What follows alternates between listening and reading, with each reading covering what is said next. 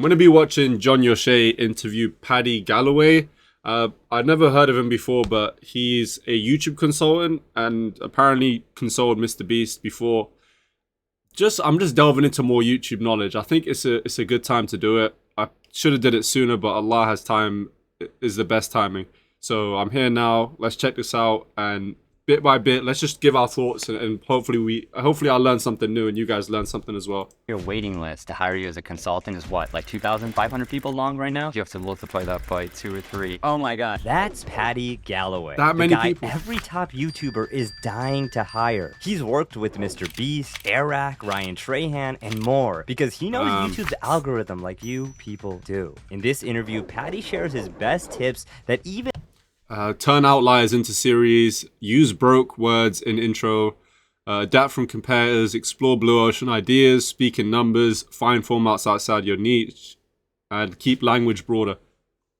Definitely knows the stuff. Mr. Beast make better videos. The conversation went from like, yeah, we're gonna hire you at some point to like, we want you now. And Paddy reveals the biggest mistakes most YouTubers make without even realizing. I'm John Yushai. All right, that's for us to learn. That's for me to learn. I want to learn, man. What you do. Paddy, thanks for coming all the way from Ireland, man. It's great to have you on the show. No problem. Pleasure to be here. And just out of curiosity, what's your hourly rate if you feel comfortable sharing? I would say in general, it's somewhere between $500 to maybe $1,000 an hour. Who've That's been not some of that your bad. clients in the past? I mean, the most notable one is definitely Mr. Beast. Yeah. Worked with him for about 5 months last year, but also just essentially the biggest channels in different niches. In business, Noah Kagan. I've also worked with Jesser, Ryan Trahan, airrack. They've booked in with me over the years, and it's ultimately the best job imaginable for someone like me. You mentioned Mr. Beast reached out. What was that initial interaction? Basically, like I made a video on Jimmy in 2019. Yeah. And that video just went mega viral. And essentially since that Okay. moment, he just followed me on all my social medias. So he reached out to me, but it was very much left open-ended. Like, yeah, like we'll reach back out, we'll kind of get something together. Yeah. And then later that night, the same evening when he sent the DM, he just sent me this video that he wanted some feedback That's on. so just crazy. Some notes on. He was like, give me your perspective on it. It was like 3, 4 a.m. Irish time. I was so tired, but like when I got that message and he said, I don't know why. I literally, before I watched this, I had the impression that Paddy was some corporate guy that came into YouTube, just from the impression I got from the video title and just seeing the first minute of video. But he was a YouTuber just like me. review it. I was like, I could do this the next morning, or I could do it right now and give him like really Yeah, good work. while you're top of mind. I mean, Like whoever you're. You've shared it with him or with other creators that you think people who are starting out could benefit from? I think the first thing is just really understanding who that audience is for us. Like who our viewer is and what sort of videos they like. Yeah. Because I think a lot of people try to put across maybe what they like and the interests they're in, and that's important. And I don't want a creator to feel like they can't, talk about their interests. sorry, I'm back. As we've made on the channel already, and trying to find outliers, and that's really simple. It's just I think the first, actually, just speaking on this right now, and let me move the camera down a bit. Analyze your audience. I don't know about you guys, but for me personally, I never fully grasped the concept of it, and I still haven't. I mean, posting for 2 years, I never really thought about analyzing an audience or what my audience really is. I kind of just made content and that was it. Thinking in this way is a lot more effective, and it's more optimal because you understand who you're making your content for. And only recently I started to think about, okay, I need to think about audience time and think about it in this way. When someone is having their lunch or they're on their break or they are just bored, will they watch my video? And how do I tailor a video to be the video that you watch when you need something to watch during those times? Find your 5 outliers. I learned that term outlier as of last week, by the way. As of this week, because of vidIQ, and I watched another interview with Jenny, and figuring out what the word outlier even means. I never knew what it meant. a simple question of, what are the 5 or 6 best performing videos I've made on my channel? And that's what it means. Outlier meaning the best of a selection. Could I make them again in some form? Could I adapt them? Could I make a series out of this video? With Jesser going to 3 NBA games in 24 hours. Yeah. We've done that same video 4 times, probably going to go on 5, 6 times. Each time we just put a little twist. It's like playoff games instead of regular games. It's 7 games in 4 days instead of 3. It can kind of go infinitely like that. So, and then I would go across and say, let's look at our competitors. Let's just look at the broader YouTube scene and see. I'm just so excited to start thinking like this. I think what I know it's taken me some time to start to adapt my content and evolve as a YouTuber. I was stuck in the streaming mindset, thinking that streaming first, but as I've taken a content identity shift to becoming a YouTuber first, these are the things I need to think about, because it's not only good for me to grow, but it's also what do you call it, replicable or repeatable. You can do it again, and then you can teach other people how to actually get to your point by using these sort of methods that are created. And they're all created, right? You can make your own ones, adjust it to yourself, and actually help others by teaching them that. If there's specific ideas that we think could work and that we could adapt to our niche and put our own spin on it. And then as well, I always like to leave some room for just kind of that like blue ocean, like innovation, like just random like idea that we can just apply. And I think the best creators are really good at that. Just almost like this original thought and taking it from there. What's an example of the blue ocean? I hate to be arrogant, but I think the videos on my channel were pretty original. Okay, tell us about those. So like, I basically was sitting there and I was looking at YouTube advice content. Self-confidence. Have to be self-confident. That's an important trait. Believing in your own work and trusting your own work as well.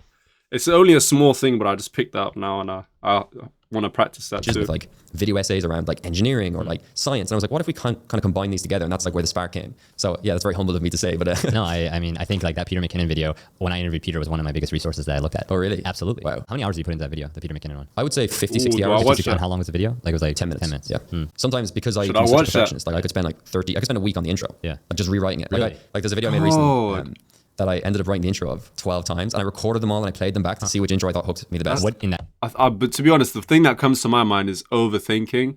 But when you're already an overthinker, you can either tune it out completely by just eliminating it when it happens, or you can channel it into an effective way or a sort of an effective result, as Paddy's doing here. And I know I'm an overthinker. I just need to figure out, do I want to channel it out as I've been doing a lot of the time, or am I going to lean into it as I'm doing as of sort of this month and last month? First draft, are you unhappy with most times?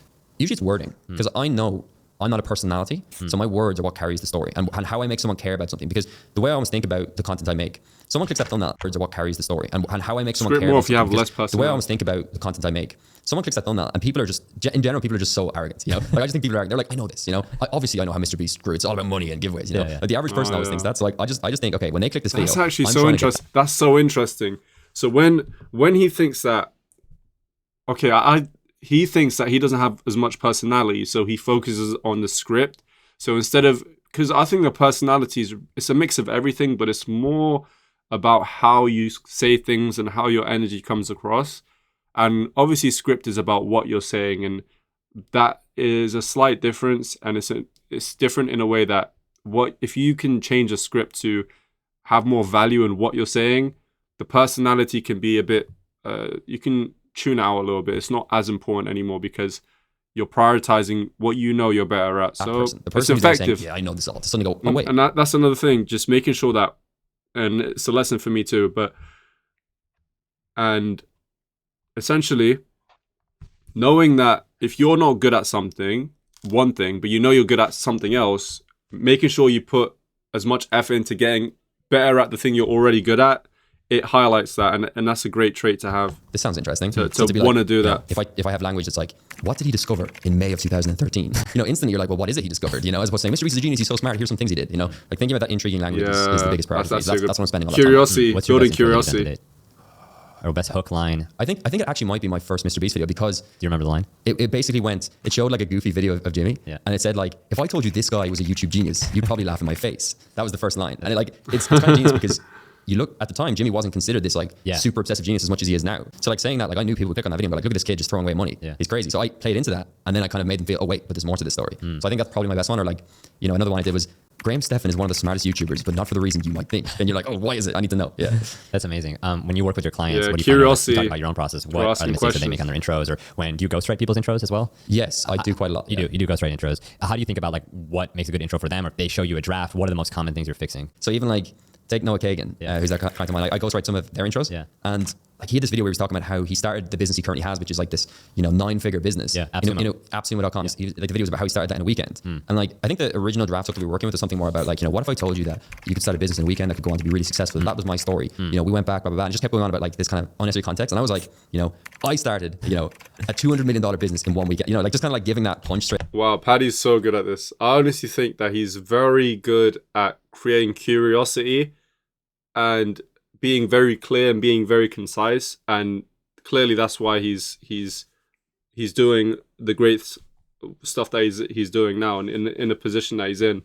He's good at making you want to find out more, which is exactly what you should be looking for when you're making content. Away and not playing into this kind of like trying to be guarded and like, I think some of it comes across from people not wanting to be irritating or not wanting to be like too braggadocious. Yeah. But with YouTube, you don't have the liberty to like, you need to be like, bang, to hit them with something interesting. Sounds like another. I mean, I learned that as well the hard way, that if you're on the fence about things, like if you're not very negative or not very positive and you just kind of sit in the middle, your content becomes very bland and it's not very clickable, to be honest. If you're not really engaging, if you're not making people feel any type of emotion heavily by looking at your thumbnails, titles, or videos, or watching your video, then it's not likely to get a lot of buzz, because it doesn't invoke any sort of curiosity, desire, fear, any of those emotions that make us want to watch more of something.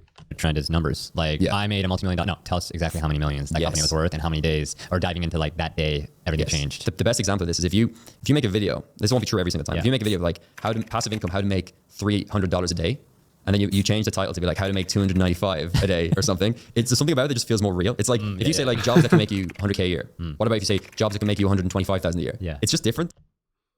It is different. I'll be honest. He's right. Initially, though, I actually think the zeros are better, but there is a psychology that it's when you see the 25, the 95, it's not the zeros. It's different, because what we always see is the zeros. So I mean, it adds something different and it's unique in that way. And it just makes people sort of stop and go like, oh, there's definitely something interesting about here. If someone said, here's how I became worth $1 million. It's quite, that's impressive. Yeah. It's pretty cool. But if someone said like, Real quick, in this interview, Patty covers a lot of mistakes that creators make in their YouTube videos. But you know what's one of the biggest mistakes of all? Not using mainstream music. Now, before you take your content to the next level. All right, get your money. I make $400,000 a year, or how I make $45,000 a month. You instantly say this is real. It's not just someone saying I'm a millionaire. He's going to break down exactly what's behind those numbers. Yeah, there's some calculation that went into It's it. more Taking you through your relatable, thumbnails, I you're guess. very efficient about it. It's important to have brand recognition for someone to instantly recognize, oh, that's a Paddy Galloway thumbnail. So I found a concept that works, which is the graph. And then I just said, okay, this works. I still have something that changes every time, the face of the YouTuber. So there's still something different every time. And I also have a space to put something different in the text every single time. You definitely have a brand. And I think like when I see that, I'm like, okay, that's a Paddy video. I was saying I should have worn a white t-shirt with a big red graph. You gotta sell that merch. Yeah. That would have been hilarious. Yeah. You talk about like how something about like breaking or broke, I feel like is another like big word. It's a strong word. How did you come up with that? Like the wording in the thumbnail, like even like how X broke YouTube, or like comes up in a lot of your titles. So I saw, again, like I talk a lot about studying high performing concepts. I saw this thumbnail concept on, I think it was the Wall Street Journal, and it was like the man who solved the stock market. And I was like, that's pretty interesting. Solve the stock market. Yeah. But then I was like, let's make it YouTube. So the man who solved YouTube, it's okay. It's not the strongest. Like it doesn't, and it's also a bit long. Solved. Yeah. The man who beat YouTube. It just sounds more aggressive, more in your face. Yeah. The man who broke YouTube. And like me as anyone that knows me as an actual individual and clients, they know I'm very balanced, and I don't like to be kind of too sensational with how I think about YouTube. But like you got to play that game. You got to like say Mr. Beast broke YouTube. You don't want to say Mr. Beast gave YouTube exactly what they wanted. You want to be like, he broke.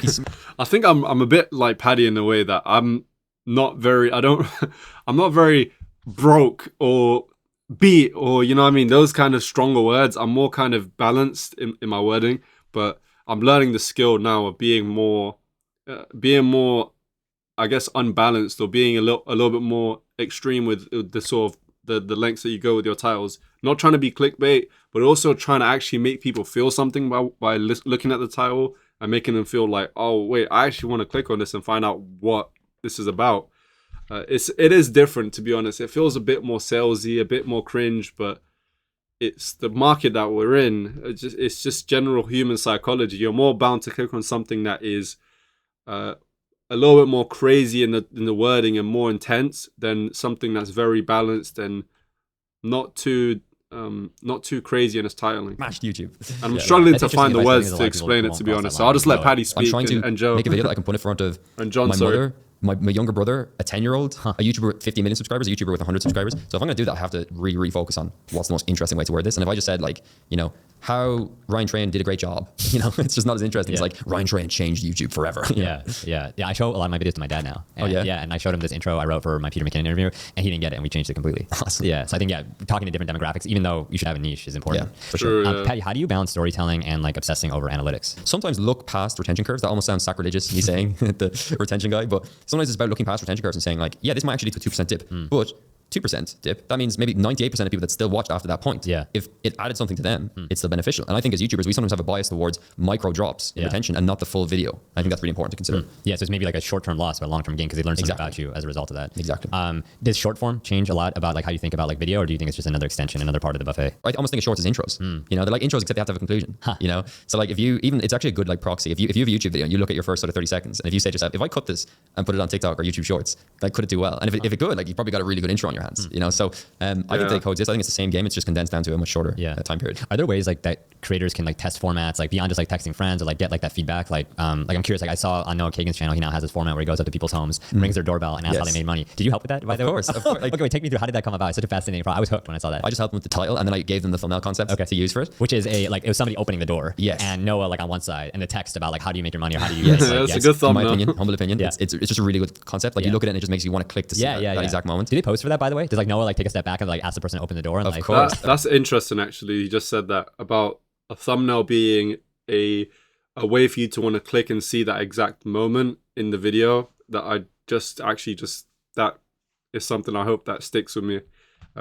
Making sure that the moment that I grab makes you actually want to click and see that moment exactly. Of course, like the fun story about that thumbnail is the person. And then maybe even including it in the first 10 seconds of the video. oh my god, they're not in the video. And here's the funny thing: not a single comment that I noticed anyway on a video that has 3.5 million views. I didn't see a single comment saying where was this person, because if you deliver someone that's just really interesting, they click it and they get a great video, they're not going to feel cheated because it's like this is such a great video. You just blew my mind. It's I'm gonna risky. go back to that person. So Noah hires an actor and they act out. I mean, usually we try to pick the person, in the video, yeah. but like basically, I can't remember exactly how it went down, but I'm pretty sure I wasn't happy with like the original source, and we just got some extra source and we worked like that. But like most of the videos, we do use people actually in the video. Yeah, but still, I mean, the length you go through, because I think like I got a ton of value watching that. Yeah. So the thumbnail worked. Like you didn't even notice that. I didn't even notice until you said it. Exactly. Yeah, that is fascinating. That's crazy. Wow. Okay, cool. Were there any other concepts you were behind, like from Noah's channel or other channels that you work with across different verticals? Yeah, I mean, like with Noah, like we've basically, since working with him, we've just like Noah and Jeremy, who's the producer on Noah's team, they've just been fully bought into the philosophy I like with YouTube, which is being really selective. So like Noah and Jeremy and other people on the team will brainstorm ideas, and I'll come in and brainstorm ideas too, and we'll just go through and just kind of score them and say this is something we should do. Like this is a big swing. And I think sometimes the most valuable thing I can do with the team is just set standards and just say like,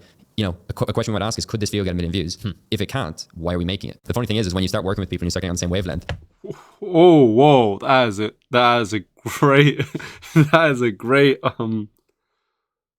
is such a great point. If this video can't get 1 million views, why are we making it? Wow.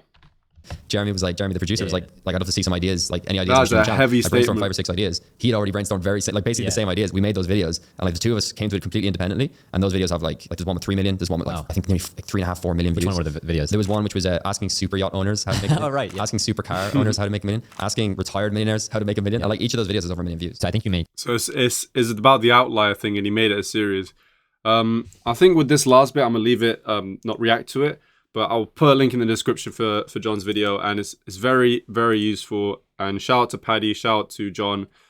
It's just giving me a good insight into learning about just generally what it means to make an audience want to watch your video, and just kind of looking into human psychology and just figuring out, okay, so I want a video to have said idea, said topics, but how do I transform that idea and concept into a video that people want to click on and watch? So this whole interview is a great insight into it. And it's not even that long. It's not like it's a 2-hour podcast where you have to watch the whole thing.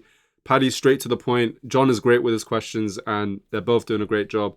Link in the description. Thank you guys for watching.